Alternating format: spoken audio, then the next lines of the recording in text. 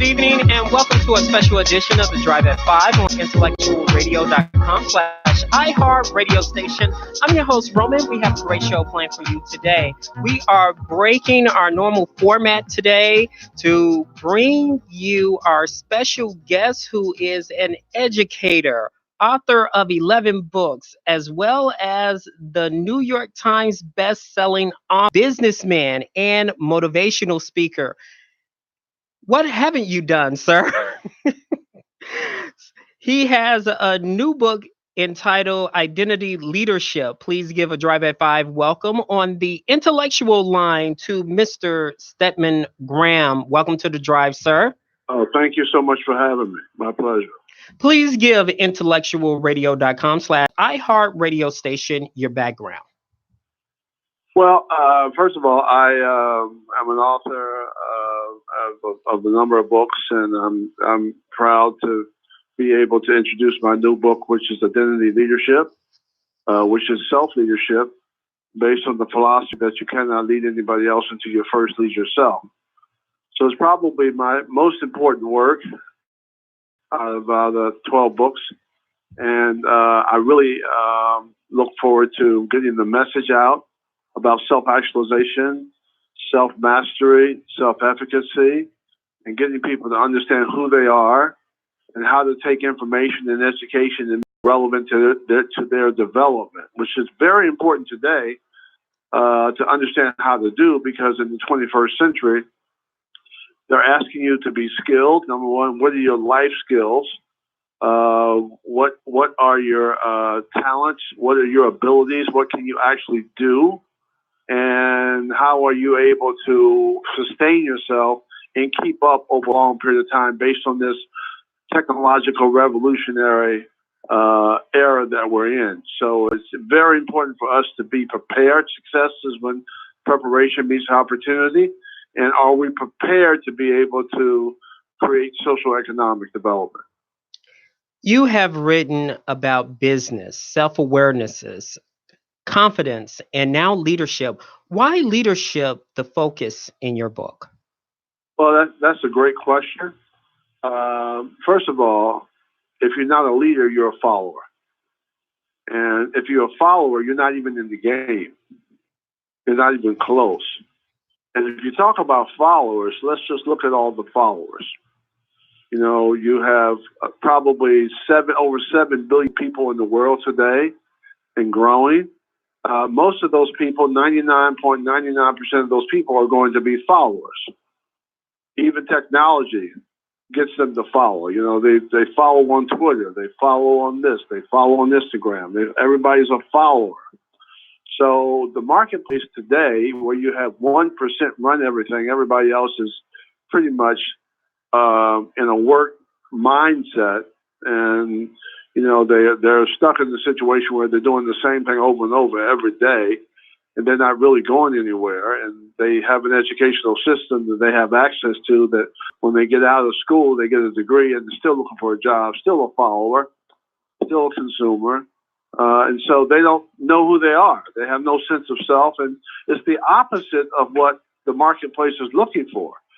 So how can you even be competitive or even engage in the world that you live in? Gallup says that 64% of the people in the workforce are not engaged. So that means they're so focused on the outside world to define their existence. You know, they don't know who they are. And so they're defined by all the labels. And then they're ineffective. You know, they're not communicating their talents, their skills, their abilities. They're not working from their purpose. They have no sense of vision. They don't have a plan for themselves. They're not organized. They pretty much are looking for somebody else to take care of their development. Let's say I have a major following on Facebook, Instagram, and people follow me with everything I do. I'm a leader because people follow me. Does the number matters in leadership? Does the number say something about your leadership skills? Well, you know, I think that's a good question. I think that people who follow other people, I mean, you have to have followers to be a leader. That's true. You know, does the leadership represent who you are? I mean, are you authentic in your leadership? So when I talk about identity leadership, that's what I mean. I mean, are you real? Are you just using technology as a way to gather people to watch what you do? Are you actually creating a meaningful existence based on your purpose in life? What is your purpose? Do you have a meaningful life? Or are you just doing what the masses do because masses of the people do because you do it through technology? So the question is, what is real? Is it real for you or is it a game? The key word in the title, Identity Leadership, Purpose, Passion, and Performance. Give us a frame by frame account of what is the purpose of leadership, what is the passion of leadership, and what is the performance of leadership? Well, purpose of leadership is that can you organize everything that's relevant to the core of who you are, that makes you happy and that fulfills you? Passion is, do you have the energy to maintain it over the tough times? Can you last when things are really, really difficult? Can you overcome the obstacles? Performance is the value that you give yourself. And the value that you give yourself is the value the world gives you. The world sees you as you see yourself. So what is your value? Why are people paying you? Can you execute? Can you charge as a leader first of yourself and then of other people or of other things? So all of those three things are very important. It takes a long time to develop purpose, passion, and performance consistently. A lot of people stress nowadays self-worth. What is self-worth? I'm self-worth, meaning you're not on my level, or I'm worth more than what I'm getting. Define self-worth, because a lot of people are saying it, but the meaning is it's really different of knowing your self-worth. Can you define self-worth for us in your Yeah, interpretation? I think self-worth is organizing things that give you value and organizing things that have meaning in your life and organizing things that allow you to already have those skills or be able or you're able to develop those skills based on self-discovery, self-knowledge, self-mastery, self-efficacy, all the things that have to do with self-discipline, integrity and character and all those things that give you your own self-worth. This is your own self-worth. This is your own value. This is not somebody else's value. This is your own. So self-worth is how you feel about yourself, what you think about yourself, what you're capable of doing, and can you continue to, again, develop a process of continuous improvement based on your self-worth.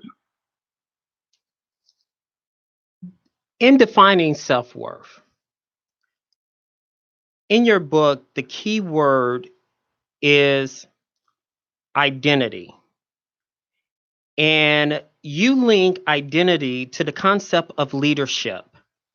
Why you think identity plays an important role other than when somebody does something like in their leadership ability, why it plays an important role in someone's leadership ability to link the two, the identity and the leadership? Well, identity, wow, that's like, I've been looking for that all of my life. I grew up with two special needs brothers. I grew up with low self-esteem brothers. I grew up with low self-esteem, a lack of confidence in myself. To be able to find out who I am, to be really comfortable with what what I love and what I care about. I was defined by my relationship, defined by my race, defined by all the external things that put me in a box. So to be able to be comfortable with who I am I just think that identity, is, I mean, it's the quality I've been looking for all of my life.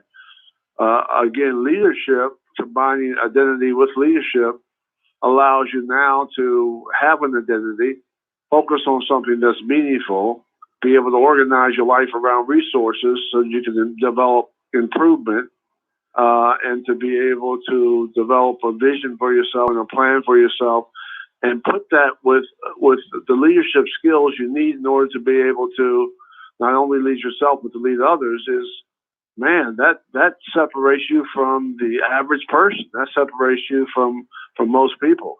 So identity leadership is, to me, 21st century leadership is probably the highest level. I would say the highest level of leadership you can have. You talk about low self-esteem. You mentioned you have low self-esteem. How you overcome that low self-esteem? What led you to say I got to fix myself up? Well, interesting question. So, you're always, you know, when you're hardwired and you have things that are part of who you are, like the foundation of my existence is negative because I look at the glass half full, half empty, as opposed to half full. So that doesn't really go away. You're able to manage it properly. You're able to call it up, not maybe as fast. You're able to control your rage and control your anger much, much better. You're able to, again, not have negativity become the design for your life. You're able to interrupt the process. Maybe when you want to say something that's not, that's not positive, you want to say something that's negative, you get to hold yourself back. You get to really, really kind of examine what you're going to say before you say it. And so those things take practice, and your emotional IQ and your emotional intelligence are improved when you can work on those things that used to cause you problems. Again, the key word is identity. Almost everyone views leadership as a dictatorship, but they do not know there it's not leadership. When your leadership abilities become a dictatorship because of status or dominance over a person, give us your view on when a leader becomes a dictator. Well, I think when you have your own, I would say what's dangerous about a dictatorship is when you have your own agendas, when you have your own cronies, when you have your own people that you're taking care of, when you want to manipulate the system. Do you mean And hidden agendas? hidden agendas, all of that, but I think as a leader, certainly you need to have some form of structure and design, but when you're for the people, it's totally different. So I'm thinking that really strong leaders are those who have a vision, who can align themselves, align the vision with the betterment of the people, and when they're servants to the people themselves. So the combination of all of that makes for a strong leadership structure, or developing strong leadership principles, and so you're able now to create something that's consistent and something that has a lot of value, but more around empowerment of the people. When people look at leadership, they're like, okay, I'm the leader. I'm going to tell you what to do. Even though it's dictatorship, the stance is when people look at that leader said and saying, I never saw you do this work before. I never saw you grind and get your hands dirty. Is it important for leaders to show I can do the work too? I can get my hands dirty too? Is this like forming a commonality with the people you are leading? Well, the commonality is very, very important in terms of leadership. Alignment's very important. Vision's very important. Building relationships is very important in terms of leadership. So I think that being authentic allows you to do things at the lower level, at the mid level, at the higher level. It allows you to work, through all of these different levels because you're really excited and passionate about the work. And I think that's where, and in fact, I know that's where purpose comes in. That this is your purpose, and you're willing to do anything you can to make sure that you can self-actualize your purpose because it means so much to you. So there's no what you won't do. There's no little small stuff you won't do. You'll do the small stuff, not so big stuff, and you'll do the big stuff every once in a while because you're passionate about the work. Please, people confuse confidence as being a leader. Do a confident attribute give you leadership abilities? Well, certainly your confidence comes from believing in yourself. That's why when I talk about identity leadership, self-leadership, based on the philosophy that you can't lead anybody else until you first lead yourself, that gives you the confidence because you're going to start with you. Gives you the confidence because you're going to organize everything around you. All the resources in America around you, all the global opportunities around you, all the information that's relevant to your passion, to your strengths, to your talents, to your ability.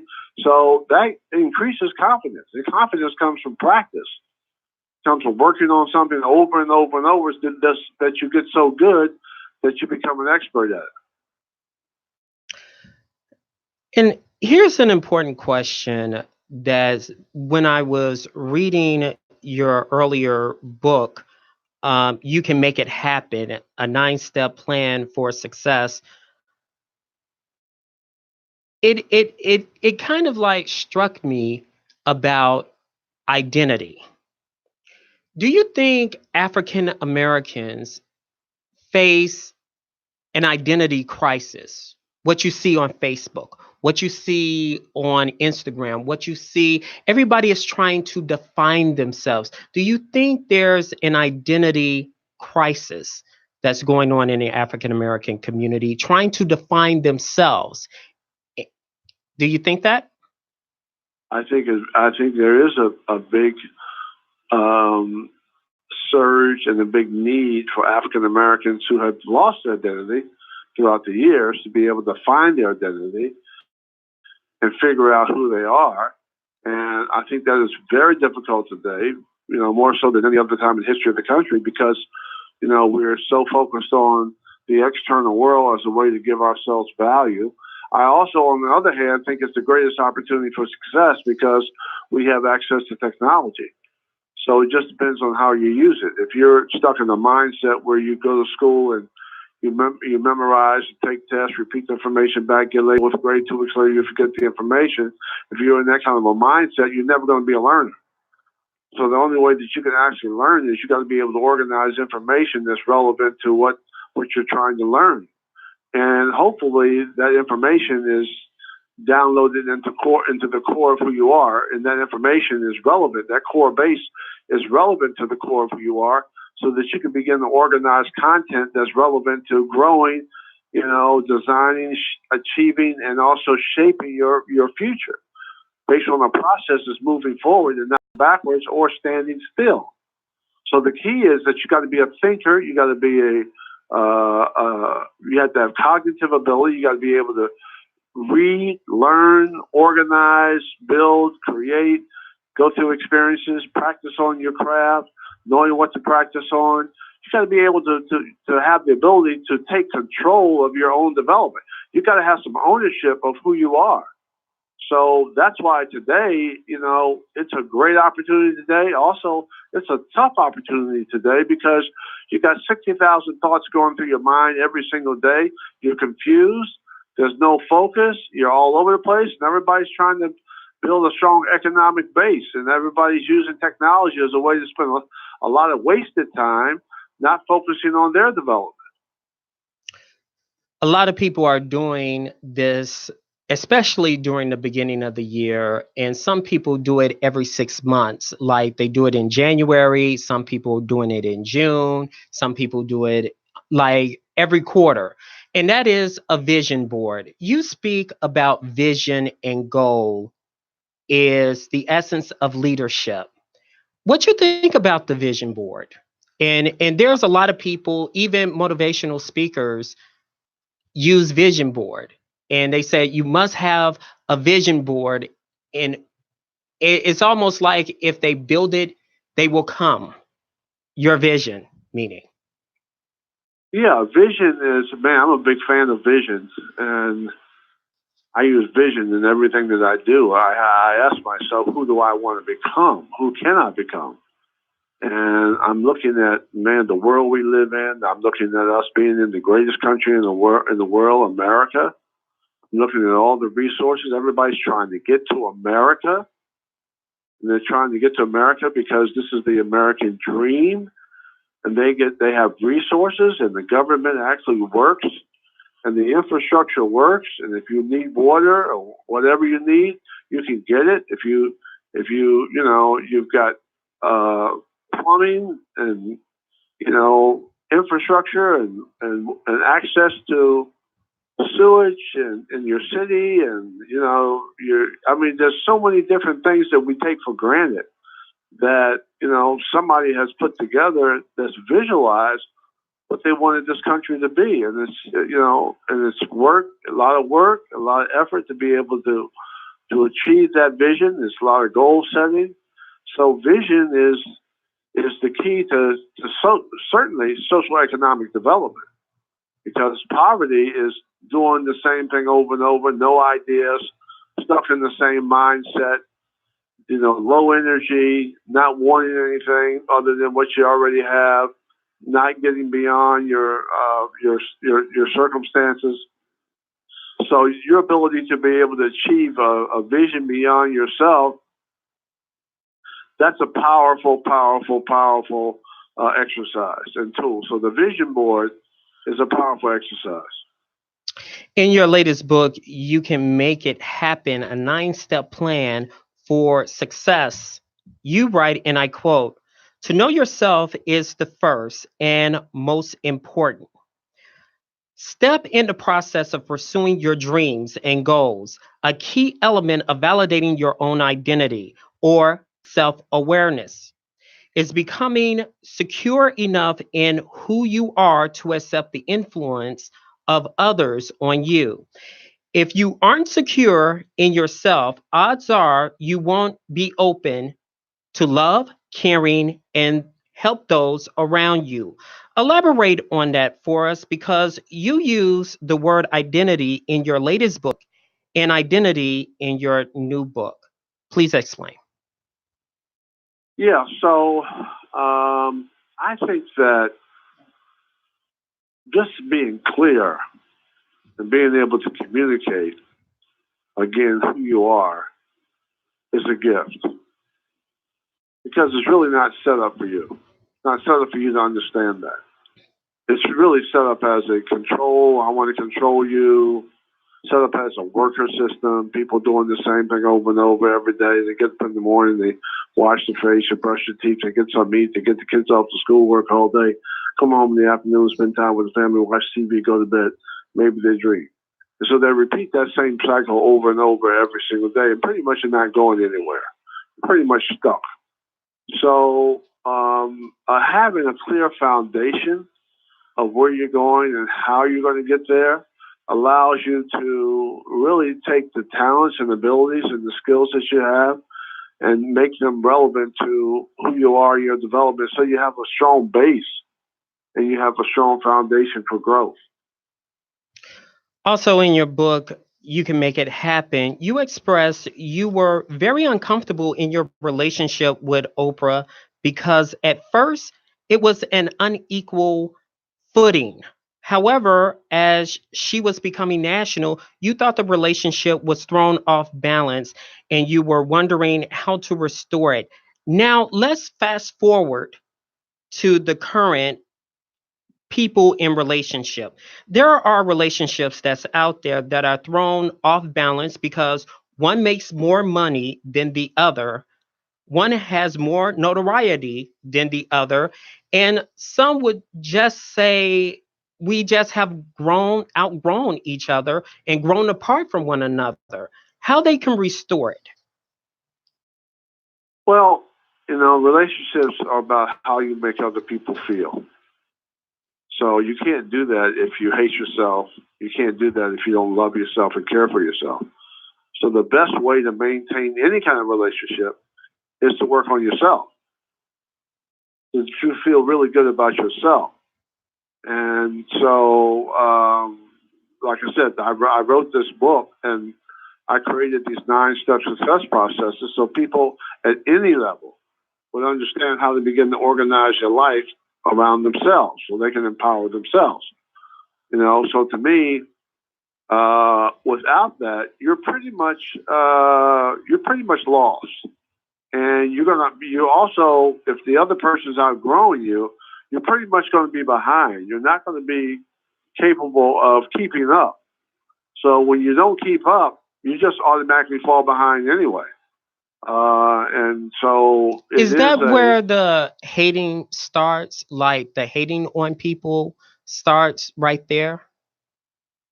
Yeah, I think that's what happens when you begin to be jealous and upset because you don't have your own, and you haven't created your own, and you don't have your own purpose, and your life is not meaningful, and you're not happy. So you walk around mad and upset and angry. And if you're hardwired to be angry in the first place, then when you go out and you make other people angry because you're angry, and they get angry, then two angry people, law of attraction says whatever you put out comes back. So nothing good comes out of that. So it is about changing. Again, love is the most powerful word in the world. So when you begin to organize your life from around love and passion and purpose, which is why those words are so powerful, is because it determines who you can be and what's possible for you, and looking at the positive as opposed to the negative, so that you can turn the energy around. Relationships are about energy, and being able to create positive energy in spite of the fact that the core of your existence is negative. There are more and more people who are motivational speakers and give advice about goals, entrepreneurship, and being that leader that everyone desires to fulfill. How does a person know they can lead others? Well, I know you introduced me as a motivational speaker. I'm not really. What I do is I teach a 9-step success Oh, process. come I on, teach ability Stedman. leader. Stedman, come on. I No, heard you speak. I really, I'm not. I can't control your motivation. What I can do is I can give you a process that will help you organize your life so that you can motivate yourself. I don't want to be responsible for your motivation. What I want to do is I want to show you a process that allows you to demonstrate those things that make you feel good about yourself, that can help you organize yourself, that that allow you to share myself, to have myself share some tools with you that will help you stay motivated for the rest of your life, because you do know who you are. You have an identity. That's the beautiful thing about motivation. Now the drive, I don't know if I can help you with the drive. Because the drive, that's a lot of times that comes from father and mother and motivation, in your early life that gets you to try to prove something or whatever. But if you can get the drive and you can motivate yourself and you have a process you can follow and you know who you are, you know where you're coming from, you know where you're going, that's pretty strong. You mentioned in your book, Identity Leadership 9 Steps. What are those 9 steps that you can give to us right now about leadership? Well, identity leadership, again, is focused on self-leadership. And the first step is that you have to have an identity. You have to have a purpose. You have to have a passion. You have to know what you love. You have to know what you care about. You got to write it down. You got to be able to organize that. And so everyone's equal because everybody has 24 hours. So when you can begin to organize your life around yourself based on those things I talked about, you have at least a core base. You have at least a start.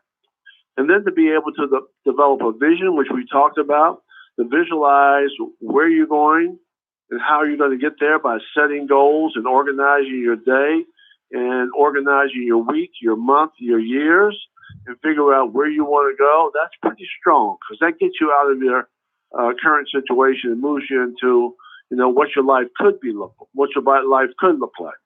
The third step is you got to have a plan.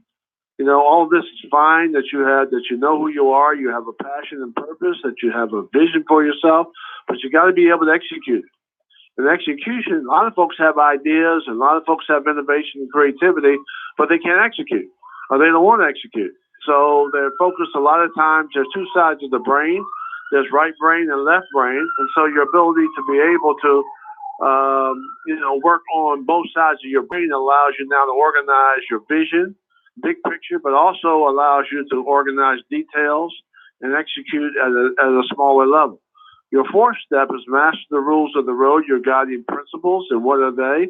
That's really your value system. And your value system is tied to your brand and to who you are and what you represent. A lot of times, examples of your value system is trust, the ability for people to trust you, determination and perseverance.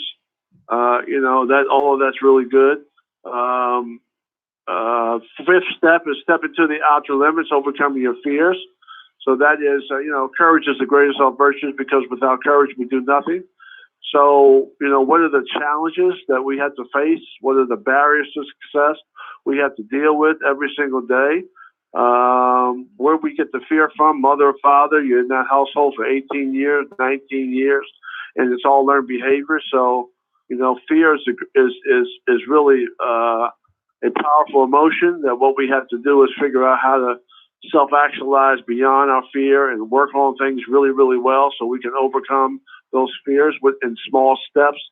Step 6 is pilot the seasons of change. It's not so much what happens to you, but how you respond to it. How many changes do we go through from the time we wake up to the time we go to bed? Lots of changes. Step 7, build your dream team. No one makes it alone. No man or woman is an island to themselves. You cannot make it by yourself. You need a team, and your team is predicated on how strong or weak you are. Only the strong survive. So, this identity leadership program, it's important because, like I said, only the strong survive. And so leadership, being able to develop a strong self-leadership process allows you to have the ability to be strong. Have the ability to get things done, have the ability to be able to execute, have the ability to understand how to take information and make it relevant to who you are as a person. So, step 8 is win by decision. So your ability to be able to, know where the information is coming from, for you to be able to take that information and make it relevant to your development every day is a powerful thing. Einstein said you cannot solve a problem with the mindset that caused it. So learning, to change our learning system around where everything is relevant to who you are as a person, because you can take information and education and through technology download content that's relevant to your passion, to your purpose, to your talents, and to your skills every single day so you can improve every day. Last step is commit to your vision, which is really about taking all of these steps and creating a lifestyle around this that will allow you to create a vision for yourself, organize your identity, develop a plan, master your rules of the road. What are your guiding principles? Organize, your barriers to success. Find out where your barriers are. Working on your strengths as opposed to your weaknesses. Building your dream team. Building relationships. Learning the value of information. Having your own library. Understanding how to source information that's relevant to your development, and realizing that you're, again, I said this before, that you're in the greatest country in the world, America, and being able to now utilize a global marketplace and take technology as a way to download your content into your own area of, own area of influence is what I'm trying to say. Your own area of influence, and then use it on a daily basis to build a stronger person, build a stronger brand, build a stronger name, build a stronger family, build a stronger relationship, build a stronger skill base, become the best expert you can become so you can give value to the world that you live in. And the more you have, the more you can serve the people. How does a leader know when to step back from a leadership role to allow others to lead? Well, that's a great question.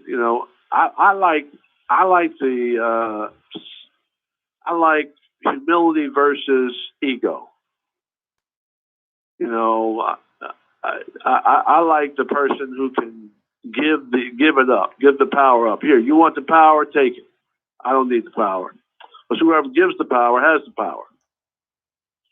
So your humility, your ability to,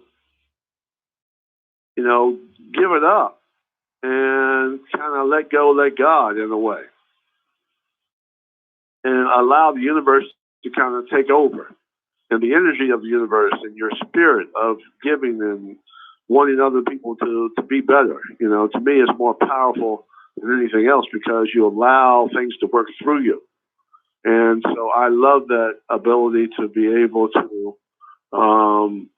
kind of let it go and in your mind, because everything is energy. In your mind, you're focusing on your vision of where you want to go and how you're going to get there and what that means. And you're organized constantly, this kind of your compounding interest where you're dissecting and diversifying your whole life around all these different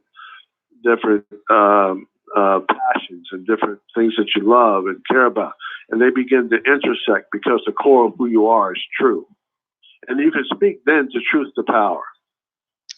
How a person know they are growing in life? Some people think I'm stagnant. I'm not moving up. I'm not moving down. How a person know they're moving up in life, they're growing? You're talking about vision board. You're sowing the seed. It's kind of like if you build it, they will come. We talked about that earlier. But how can you track that in a leader? Well, you got to be aligned. You got to have alignment, and you got to be able to organize things that are relevant to your development. And that's not an easy thing to do. So you know it when you know it. You can feel it's a feeling that you're going in the right direction, and you feel strong about it, and it builds on itself, and it creates another level for yourself. And you may not. It's not like an aha moment that happens. Aha! It's working toward a vision, or working toward a goal, and working toward laying out what I call a small step process. Small steps, small steps, small steps, which eventually just takes you there because you just don't give up. You just keep going. A couple of years back, there were talks about you running for public office like the mayor of Chicago or governor of Illinois. Have you ever considered running for public office or in a leadership position? I've considered running from public office. Why? Because I just love my work, and that was a little joke. I had a little humor there, but no, I was laughing. I was. Yeah, I got it. I appreciate you laughing too. But I'm thinking that it's not something that suits me. It's not. I'd love to try and do something around that, just because I love to have the position to be able to kind of organize and structure a successful process, because that's kind of what I do. But I'm much more effective when I can train refugees in Amsterdam. Much more effective when I have the independence to go in and out different places, sometimes different countries and all that, and then stay as long as I want to stay, or do some of the things I want to do. So I'm much more effective when I can not have to worry about people all in my business. When everything doesn't, I'm public enough, but when everything doesn't become governmental, and then I'm responsible for this or that, or I'm not doing the right thing based on government protocol, based on somebody else's interpretation. So I think that the opportunity to run a business, to organize a business and run a business is probably a gift. I mean, if you can do that, you can create an organization that actually works, where you can get things done at a faster speed. To me is, once you learn the capitalistic system and the American free enterprise system, and you can participate basically in a global market now with technology, and you can put all that together and you can build a team. The key is teams around a single vision or a single focus, and you can diversify that around the core of who you are. And you can use the three principles: purpose, passion, and performance. And you can do that every day. You can develop a process of continuous improvement, and you can build relationships, around the work that you do with people who think like you. And you can align the common values and then produce public good. You pretty much are an unofficial leader. What about low income communities such as parts of Inglewood, Austin? The list goes on, especially Chicago is near and dear to your heart. And you're saying, and let me know if I'm interpreting this correctly. What you're saying is, I don't want a public role such as a government title, but more as a humanitarian role, or give a consultant type of thing to design a plan to help low income communities such as Inglewood. Or let's say a politician comes up to you and say, um, let's design a plan to help a low income community with some innovational concepts. What would you say? Well, I'd say, of course, I'd help any way I can. I mean, that's number one, because I'm here to help people and here to develop a human development process for people called self-actualization, turning Maslow's triangle of hierarchy of needs upside down, where self-actualization is at the bottom. I mean, that's my vision for myself anywhere in the world. So the idea of being able to do it effectively. I'm in the schools. I have a 2-week curriculum. I've been in the schools a long time. And so I train teachers and parents and students. I went to I did 150 schools in 2 years with one client, teaching identity leadership, around the country. And so I put a lot of time in on grassroots development, and put a lot of time teaching people the process. And I don't care what economic status they're in. I've taught, homeless people. I've, worked with the Joan Kroc Center out of San Diego and taught there. So the process of success works at every level. Doesn't make a difference what level it is. Doesn't make a difference whether you're a big CEO of a company. You're still doing the same thing over and over every day. Doesn't make any difference whether you're a corporate person. You're still doing the same thing over and over every day. Or an employee, workforce development. You're still doing the same thing over and over every day. So your performance is not going to change until you begin to interrupt yourself and develop a system for success based on balance. We talked about balance earlier. Where's the balance? Right now, you're out of balance. Most people are out of balance. So how do you get back in balance? Well, that's an internal issue. So all of these folks you're talking about in these different areas, they just don't have the information. They don't have the content. And I'm a living person. I'm proving it, because I came from that background. I came from a tough background, so I came from all of that. So I know this, that when you don't know who you are, it wouldn't make any difference what the situation is. You're lost. And your socioeconomic development is not going to change until you change the way you think. So your ability to earn is based on your ability to learn. And right now, you're not doing a very good job of it, because you can't empower yourself, because the educational system is not relevant to your development. So you're going to be a slave for the rest of your life. It wouldn't make any difference what community you're in. Tell us briefly about your new venture. You have a podcast coming out. Tell us a little bit about that. I don't have one coming out yet. I'm trying to work on one, but I just have to.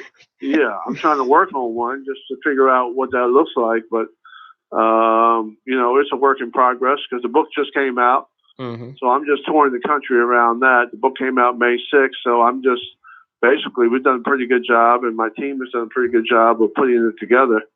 All the things that we need to do in order to brand identity leadership as a platform, and so we've been working on that. I've been working behind the scenes on that for a number of years, just trying to prepare for success around the work that we're doing. So podcast, whenever that happens, that happens. I don't know. We'll see what happens, but we certainly are trying to build the infrastructure around that. When you have it up and running, can you come back and tell us about it? Thank you very much. Yes, sir. Okay, I'm holding you to that too, sir. Um, what do you want people to get out of reading your book about leadership? I want them to get out of this book that they have the ability to create their own success. They have the ability to tie this to the core of who they are. They have the ability to build legacy and opportunity around who they are as a person.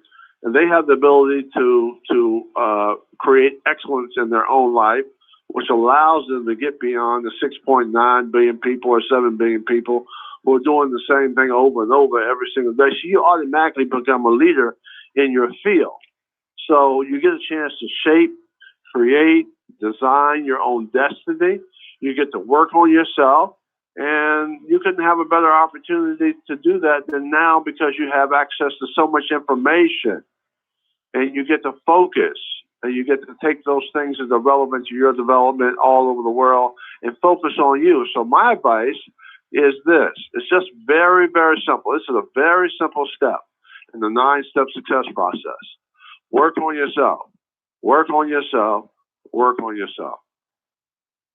All right. And where they can get your book? They can certainly get it at Amazon and Barnes and Nobles and other bookstores. I think Borders. Okay. They can get it. Yeah, Borders and and a lot of the other bookstores. And we'll also put it up on our sister Facebook page, Black Products and Black Services. Your book will also be featured there as well. Thanks a lot. Thanks to you for joining us on the Drive at 5 today. Thanks a lot, sir. Next time I want you in the seat, sir. Thank you so much for your just reaching out and being interested in the work that I'm doing. I'm very humbled by it, and I wish you the most success you could possibly get. Thanks a lot, sir.